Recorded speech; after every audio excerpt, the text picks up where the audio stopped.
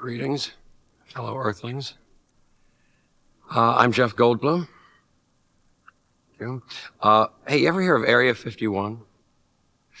Well, it's that secret place where recovered aliens and their craft are supposedly being held by the government. Well, they say that Area 51 doesn't really exist, but they say that about Area ID4, too. And look where we are.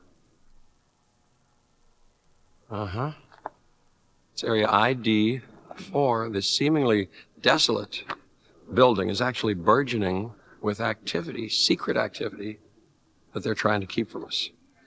See, there's a whole wealth of information that, if uncovered, would reveal to us the secrets behind one of this summer's most exciting and biggest movies, Independence Day. Watch this. See what I mean? It's not going to stop us. Okay, time for some good, honest labor, huh? Okay, we're in. No civilians ever gotten this far before. Very soon we should be coming face to face with the central question in Independence Day. Are we alone? Do you know what CGI is? No. I believe in the idea that there is something out there. There's got to be other life out there. I can't imagine we're the only ones. The size of the universe and the probability is such that there's probably something out there. I just think it would be really arrogant of us humans to think that we are the only beings that exist in this massive universe. I have to say, when enough people scream fire, you gotta look for smoke.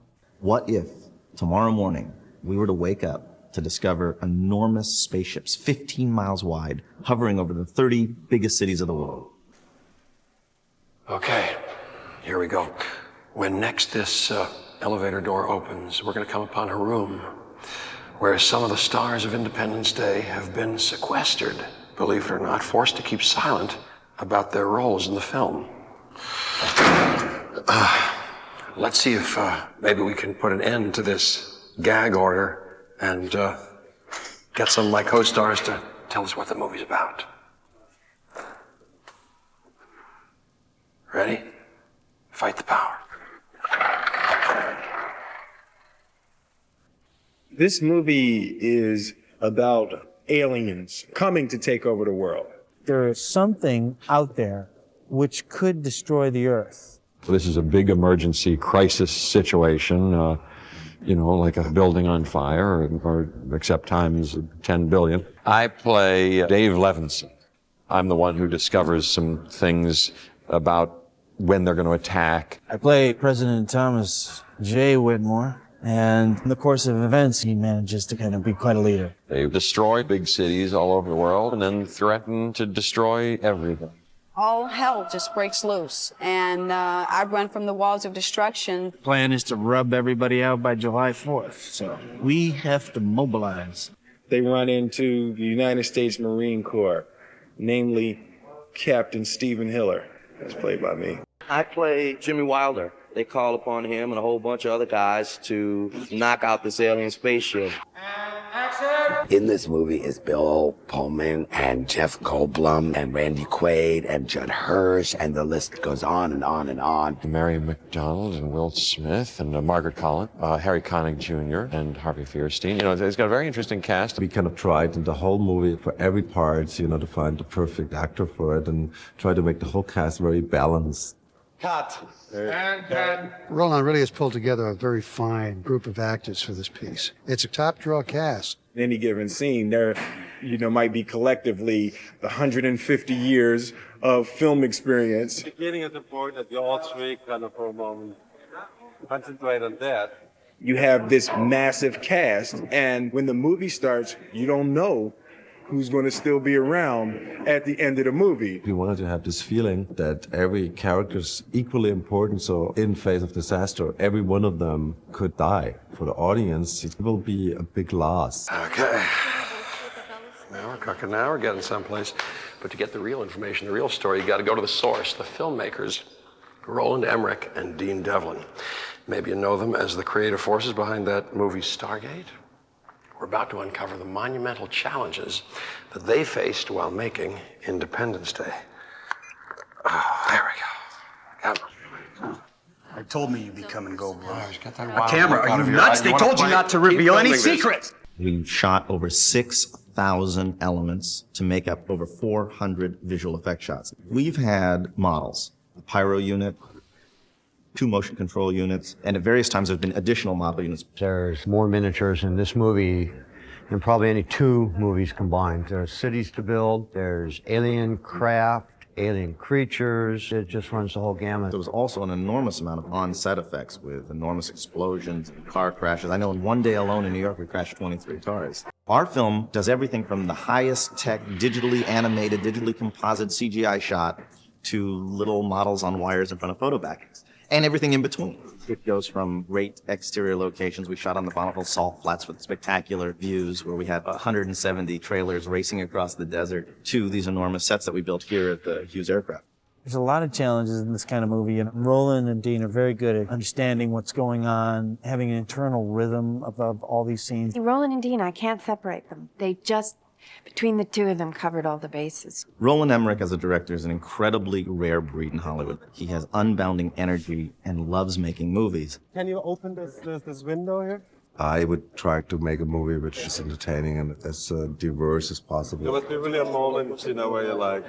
Roland is the film. He knows everything about the plot. He knows everything about every special effect. He knows an awful lot about movie making, and he shares it with such ease. When you're on the set, you can feel his passion and his involvement, and it's infectious. You come to him and it's more like, does anybody hear you?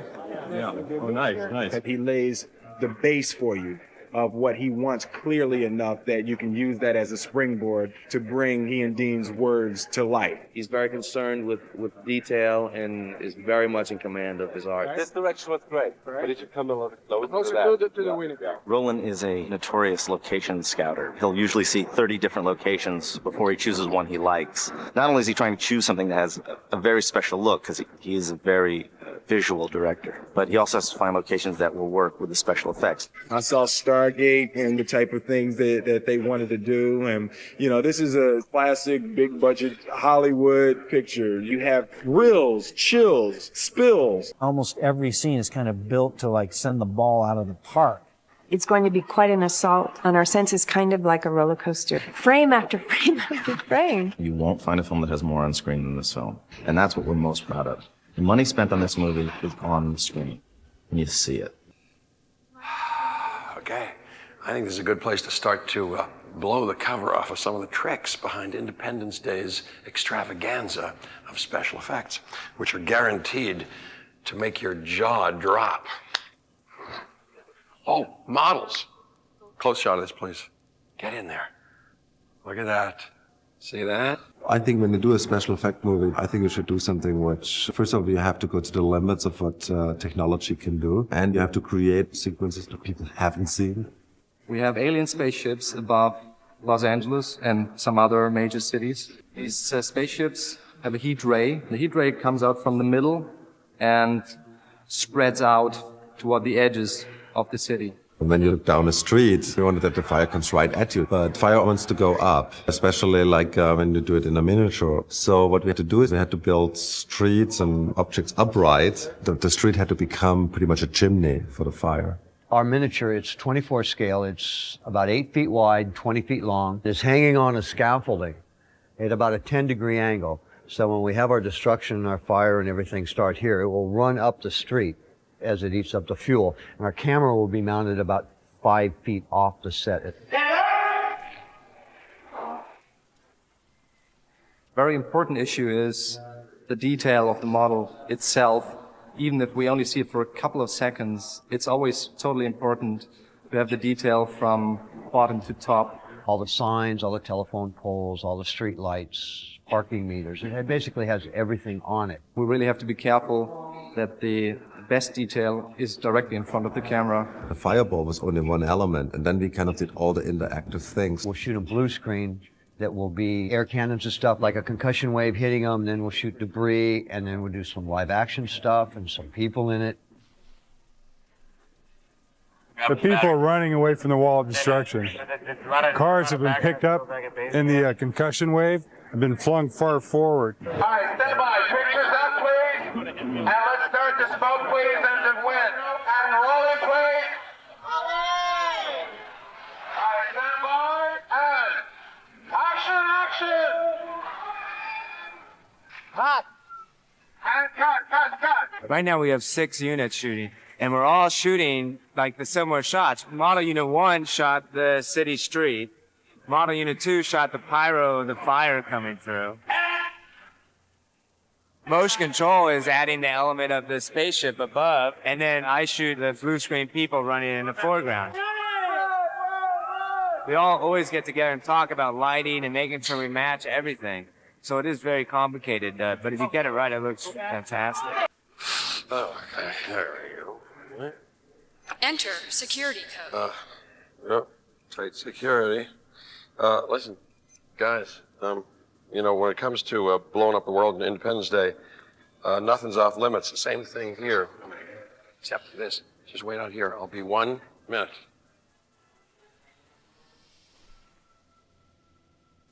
Today we are doing the explosion of the White House. This model probably costs in excess of $50,000. I get one shot at it. There's a great many variables that go into the completion and the successful blowing of a model like this.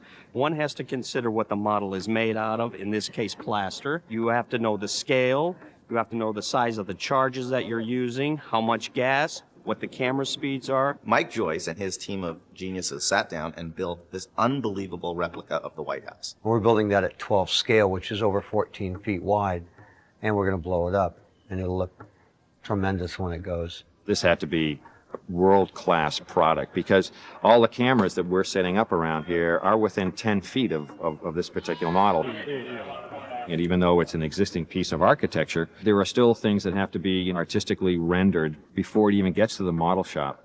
Then the model shop takes all of those blueprints like you're really building a real house, and then they have to manufacture all of that. We put a lot of thinking into that. Everything was a mold. So every piece was built like the White House was built, out of single pieces. The important factor is to make sure that you have a lot of information on film, so you want to make it as slow as possible. The normal camera speed would be 24 frames per second. It's 1 second of film. We're shooting tonight with 300 frames per second. So that means when the actual explosion takes place, you're slowing it down 12 times. The whole thing looks 12 times slower in the end. Even though you're shooting 300 frames per second, if I was to use something like dynamite, you would have maybe 2 frames of explosion and that's it. You want to blow it up in stages and you want to see the pieces and debris flying out of there. Everything will be falling in front of the camera or jetting out the sides. And all the camera crews are going to be unmanned and everybody is in a safe position. Let's clear, please. When you start to come down to that 10-minute mark, everybody's very concerned because, of course, there's hundreds and hundreds of hours, tens of thousands of dollars, and what we really want to do is make sure that we just don't stub our toe at the last moment. We really only want to do this once. Roll cameras. Roll cameras, please. Stay. And